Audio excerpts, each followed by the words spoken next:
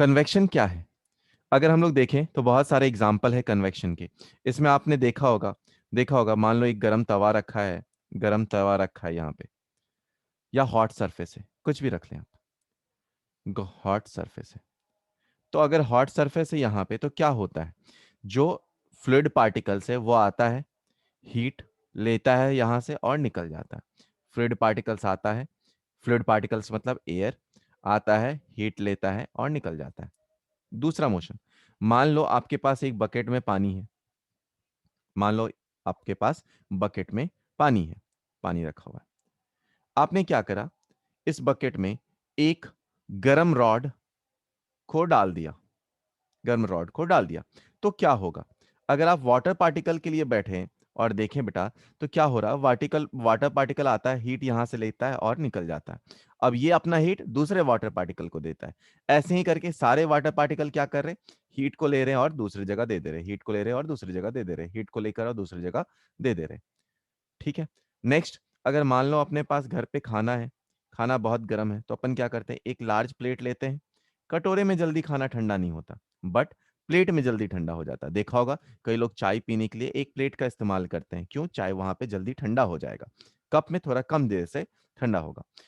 ठीक है, कप में थोड़ा देर से ठंडा होगा। तो अब फ्लूइड पार्टिकल, मान लो यहाँ पे अपने पास खाना रखा है, तो क्या होगा, फ्लूइड पार्टिकल आया, हीट को पिक करा और निकल गया। फ्लूइड पार्टिकल आया, हीट को पिक करा, निकल गया। ठीक है। तो इन सारे में आपने एक चीज कॉमन देखा होगा, क्या हो रहा है कि मैंने हर जगह फ्लूइड पार्टिकल लिया, फ्लूइड मतलब एयर और गैस दोनों के लिए। ठीक है। तो सबसे पहले कन्वेक्शन में ऐसा नहीं कि अब कई बार इसमें कन्वेक्शन में पूछा भी जाता है, मान लो बेटा आपने गाड़ी का या इंजन का रेडिएटर वगैरह देखा होगा, तो यहां पर ये रॉड ही ले लेते हैं। इसको एक और थोड़ा सा बेहतरीन एग्जांपल है, ये समझने का ट्राई करना। मान लो अपने पास एक रॉड है जो कि गर्म रॉड है। ठीक है। कंडक्शन में हीट ट्रांसफर किधर होता है अपने को पता है, यहां से इधर होता है, ये क्रॉस सेक्शन एरिया होता है कंडक्शन के लिए। बट कन्वेक्शन में आप देखो यहाँ पे, तो रॉड का ये लेंथ भी है, तो यहां से भी एयर पार्टिकल आएगा और हीट लेकर निकल जाएगा, एयर पार्टिकल आएगा, हीट लेकर निकल जाएगा। यहां से भी एयर पार्टिकल आएगा, हीट लेकर निकल जाएगा। तो ऐसे हर जगह पे क्या होगा, एयर पार्टिकल्स आएगा और हीट लेकर आगे बढ़ जाएगा। ठीक है। तो कन्वेक्शन में बेटा आप देखेंगे कि हीट का जो ट्रांसफर हो रहा है वो किधर हो रहा है, लेटरल एरिया पे हो रहा है, क्रॉस सेक्शनल एरिया पे नहीं हो रहा। ठीक है। तो इस बात का भी दिमाग में रखें कि इसमें जो हीट ट्रांसफर होगा वो कहां से होगा, लेटरल एरिया से होगा। इसीलिए कार्बोरेटर में बहुत सारा एरिया बनाने के लिए बहुत पतले पतले स्ट्रिप्स लगाए होते हैं कि हीट ट्रांसफर बहुत ज्यादा हो जाए। आ जाओ, अगर कन्वेक्शन में हम लोग बात करें तो ये किसमें प्रिडोमिनेंट है, प्रिडोमिनेंट किसमें है, ये प्रिडोमिनेंट है फ्लूइड्स में, फ्लूइड्स में बहुत प्रिडोमिनेंट है। नेक्स्ट, नेक्स्ट, ये क्या है, इट इज मेथड और mode of heat transfer, mode of heat transfer in which there is bulk motion of, in which there is bulk or mass motion of fluid takes place, takes place, takes place.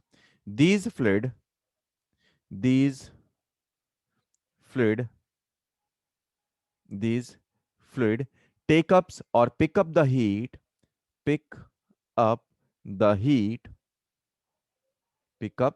heat from hot surface and and give them away to colder fluid, to colder fluid। ठीक है, यहां से भी ये heat ले रहा था और कोल्ड वाले फ्लूइड को दे दे रहा था। यहां तक समझ में आया? देख बेटा, अभी तक आपने जो देखा उसमें क्या था, इसमें यह था कि हीट खुद ब खुद, फ्लूइड खुद ब खुद आ रहा था, हीट ले रहा था और जा रहा था। तो यहां पर जो फेनोमेना हो रहा है ये खुद ब खुद हो रहा है। तो इस टाइप के फेनोमेना या इस टाइप के कन्वेक्शन को हम लोग बोलते हैं, इस टाइप के कन्वेक्शन को हम लोग बोलते हैं, इस टाइप के कन्वेक्शन को हम लोग बोलते हैं नेचुरल कन्वेक्शन। तो इस टाइप के कन्वेक्शन को हम लोग बोलते हैं नेचुरल कन्वेक्शन। बट अगर यहाँ पे हम लोग ने एक फैन लगा दिया, यहाँ पे एक फैन लगा दिया, या ब्लोअर लगा दिया, ब्लोअर लगा दिया, तो क्या होगा, ये फैन हीट या फिर एयर पार्टिकल को इधर थ्रो करेगा और ज्यादा नंबर ऑफ एयर पार्टिकल को थ्रो करेगा। तब ये जो हीट पिक करेगा, ये जो हीट पिक करेगा वो कैसा कहलाएगा, फोर्स्ड कन्वेक्शन कहलाएगा। देखा होगा, इसी प्लेट को ठंडा करने के लिए हम लोग फैन ऑन कर देते हैं। तो अगर फैन ऑन कर दिए या ब्लोअर या फिर पंप वगैरह ऑन कर दिए हैं, जैसे हम लोग एयर पार्टिकल्स को ज्यादा थ्रो कर रहे हैं, तो उस टाइप का कन्वेक्शन को क्या बोला जाता है, वो है फोर्स्ड कन्वेक्शन। और जो खुद ब खुद होता है वो है नेचुरल कन्वेक्शन। ठीक है, तो अपने पास पहला है एक नेचुरल कन्वेक्शन और दूसरा है फोर्स्ड कन्वेक्शन। बस इतना जानना काफी है कि अपने पास फोर्स्ड कन्वेक्शन में हम लोग क्या यूज करते हैं, फैन, ब्लोअर वगैरह यूज करते हैं। ठीक है, समझ में आया यहां तक। अब हम लोग बात करते हैं रेडिएशन का। Radiation, radiation. So, radiation is the phenomena in which heat transfer takes place by by electromagnetic wave। ठीक है, तो यहां पर जो ट्रांसफर ऑफ हीट होता है वो किसके कारण होता है, जो ईएम वेव है उसके कारण होता है। अब देखो, इसमें एक बात हम लोग फील कर सकते हैं कि कोई भी बॉडी हो वो हर टेम्परेचर पे हीट रेडिएट करता है। जैसे जैसे आपने क्या करा, फ्रिज में कुछ सामान रखा हुआ है, अपने फ्रिज में कोई सामान रखा हुआ है, यहाँ पे फ्रिज है और यहाँ पे बहुत सारे सामान रखे हुए हैं। तो होता क्या है बेटा, अपने को आवाज आती है बार बार कि बार बार जो आपका फ्रिज है वो ऑन हो रहा है फिर ऑफ हो रहा है, आपको एक साउंड आता है। होता क्या है, मान लो आपने यहाँ पे या अपना जो फ्रिज है ये टेम्परेचर अंदर का मेंटेन कर रखा है, सपोज 15 डिग्री सी मान लो मेंटेन कर रखा है। तो होता क्या है, 15 डिग्री सी पे काफी सारे सब्सटेंसेस हैं, काफी सारे सब्सटेंस है, तो जितने सब्सटेंस है वो क्या हुआ, 15 डिग्री सी पे रहे। अब इसके लिए क्या हो रहा, इसके लिए क्या हो रहा है बेटा, ये जो यहाँ पर फ्लूइड को ये सर्कुलेट कर रहा है ना, गैसेस सर्कुलेट हो रहे हैं, यहाँ पे ये हीट पिकअप कर रहा और फिर बाहर थ्रो कर रहा। अब देखो इसी में क्या हो रहा है, मान लो थोड़ी देर पे इन्होंने एक ऐसा टाइम आया जब 15 डिग्री सी अचीव हो गया, तो इन्होंने रख दिया 15 डिग्री सी अचीव हो गया, बहुत अच्छी बात है, सभी लोग ठीक। अब क्या हो रहा है, थोड़ी देर के बाद, थोड़ी देर के बाद यहां से रेडिएशंस निकल रहे हैं, हर पार्टिकल से रेडिएशंस निकलना स्टार्ट हुआ। अंदर में सपोज बॉटल रखा है, कुछ फ्रूट्स रखा है, तो हर से रेडिएशन निकलना स्टार्ट हुआ। रेडिएशन निकलना स्टार्ट हुआ मतलब क्या हुआ, एनर्जी निकल रहा, यानी अंदर का टेम्परेचर थोड़ा सा बढ़ गया। जैसे ही बढ़ा, फ्रिज वापस से ऑन हो गया। इसलिए आपको बार बार थोड़े थोड़े देर पे ये साउंड सुनाई देता है। मान लो अपन किसी रूम में बैठे हैं, दूसरा एग्जाम्पल, रूम में एसी लगाया, एसी का टेम्परेचर सपोज 20 डिग्री सी रख दिया गया, 20 डिग्री सी रख दिया गया। यहां पे आपने एक कप लाया और के एक कप में सपोज सपोज कॉफी रखा हुआ है। ठीक है, यहां पे अपने पास एक कप रखा गया जिसमें कॉफी रखा हुआ। अब क्या हुआ, जैसे आपने अंदर रखा, कॉफी का टेम्परेचर ज्यादा है, तो यहां से क्या हुआ, यहां से पहले तो हीट ज्यादा रेडिएट होने लगा, बहुत ज्यादा हीट रेडिएट होने लगा। कुछ टाइम बाद ऐसा आया जब ये भी 20 डिग्री सी पे आ गया।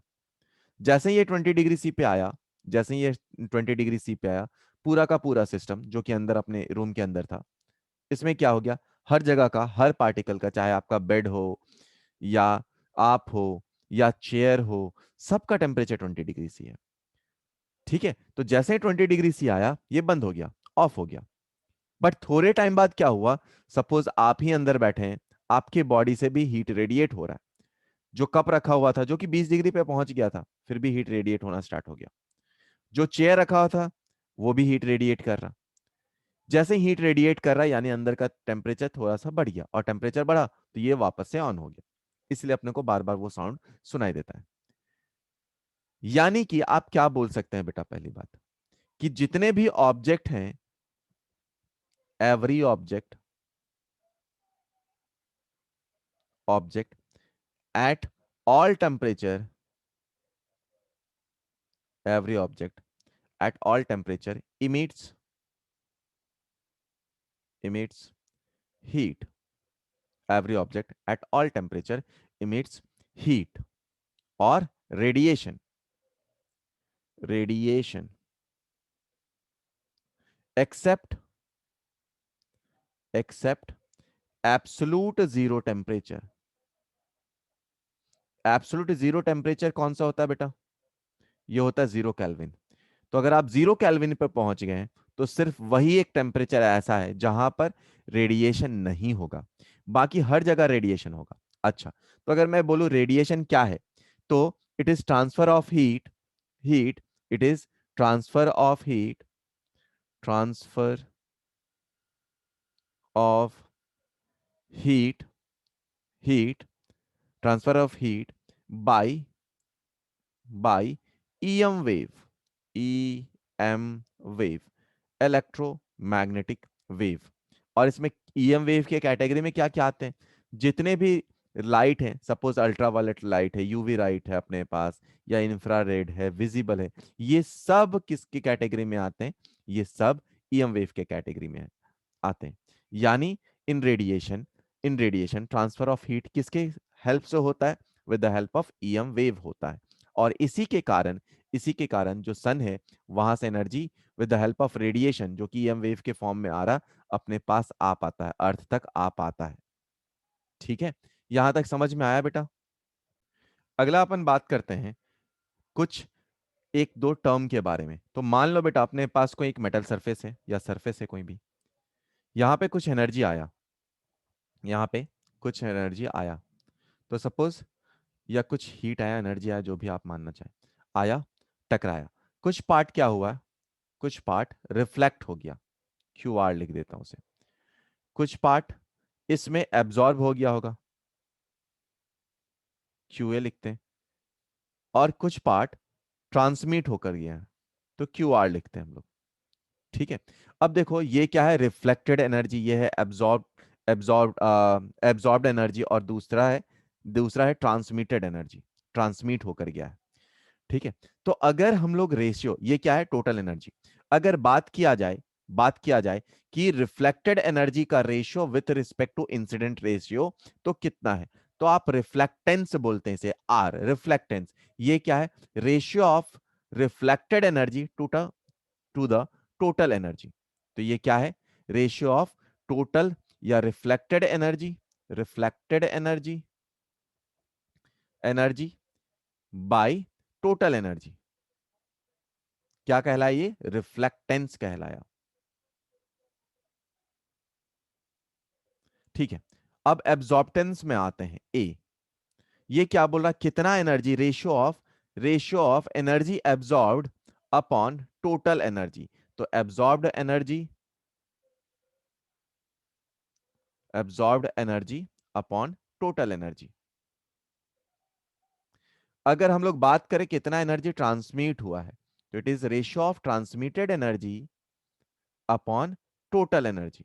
अगर इन तीनों को आप ऐड करके देख ले बेटा, तीनों को आप ऐड करके देख लें, मतलब R+A+T, इन तीनों को आप ऐड करके देख लें, ऐड करके देखो, इसकी वैल्यू हमेशा 1 के बराबर आ जाएगी।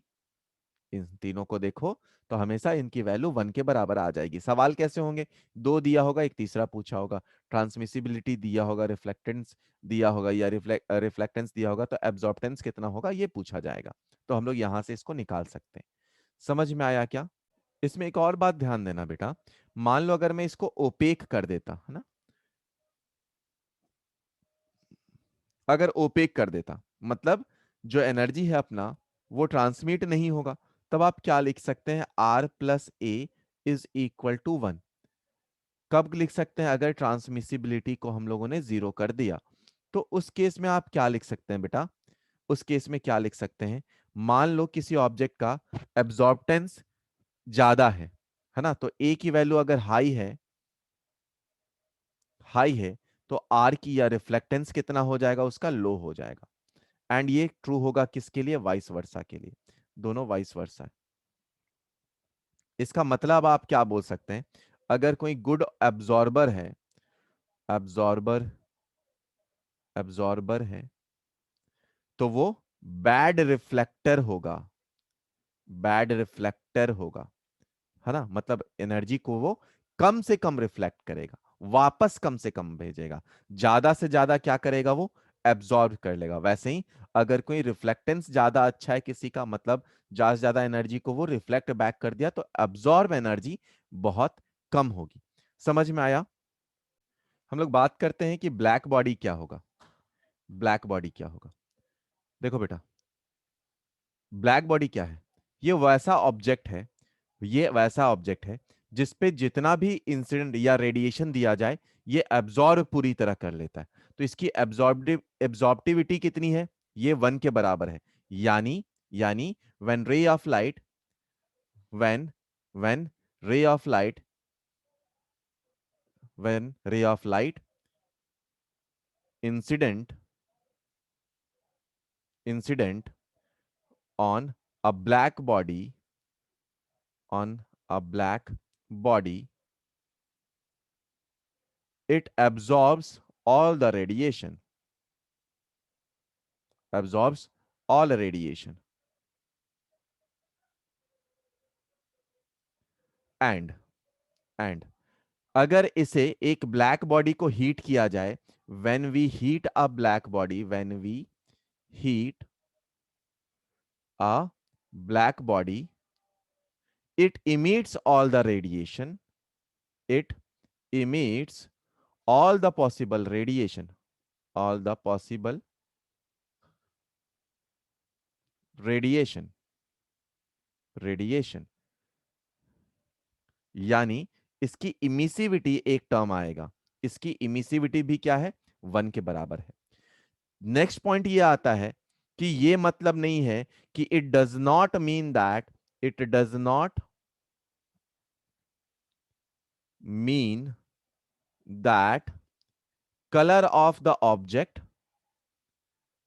Colour of object is black, is black. इसका एग्जाम्पल है, इसका एग्जाम्पल है आइस। आइस को ऑलमोस्ट ब्लैक बॉडी माना गया है, बट इसका कलर ब्लैक नहीं है। ठीक है,